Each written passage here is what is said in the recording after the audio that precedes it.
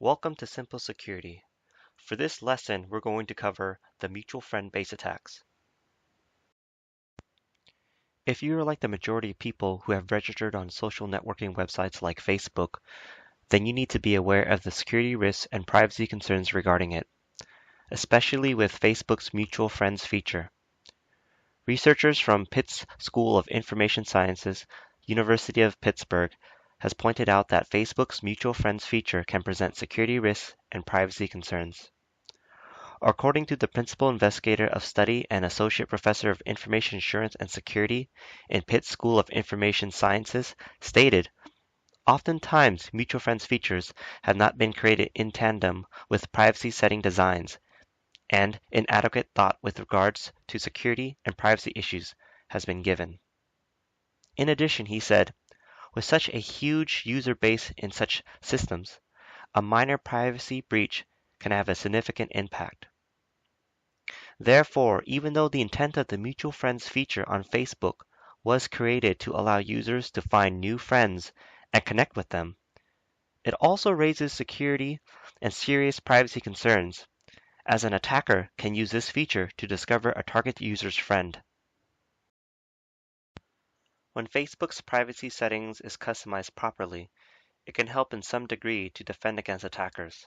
However, the privacy settings itself does little to detect attackers from accessing your private information and private friends due to the mutual friends feature. According to the University of Pittsburgh study published in Computer and Security in 2013, a user can customize their privacy settings through Facebook's privacy settings. However, hackers can still gain private information through the mutual friends feature. For example, an attacker can launch the mutual friends base attacks to identify friends and distant neighbors of the targeted user. According to the Mutual Friends Base Attacks in Social Network Systems research paper in 2013, it pointed out that two types of basic attack structures an attacker uses are identifying a target's friend and identifying a target's distant neighbors. Using the two types of basic attack structures, an attacker will gain information on a target's user's group first before launching the mutual friend base attacks. Therefore, an attacker can obtain the information about the target user's group in two ways, identifying an explicit group and identifying an implicit group. An explicit group is when an attacker joins a particular group. By joining a group, the attacker can view the profile page of the group and get a list of its members.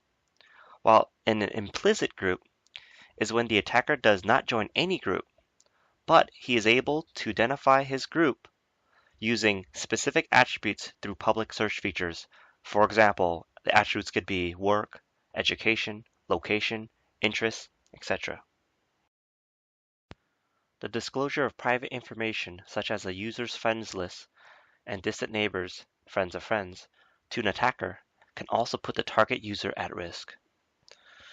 Once an attacker has access to a target user's friends list, the attacker can gather the target user's private attributes in his profile through the public information of the target user's friends. For example, an attacker discovers that many of the target user's friends are into jogging. Therefore, the attacker can then assume that the target user's interest is likely to be jogging. Since the attacker has access to both the target user's friends list and distant neighbors, the attacker can successfully perform a profile cloning attack on the user. After an attacker successfully profile clones the targeted user, he will attempt to connect to the targeted user's friends list and distant neighbors to create a social network that appears to be legit around a fake identity.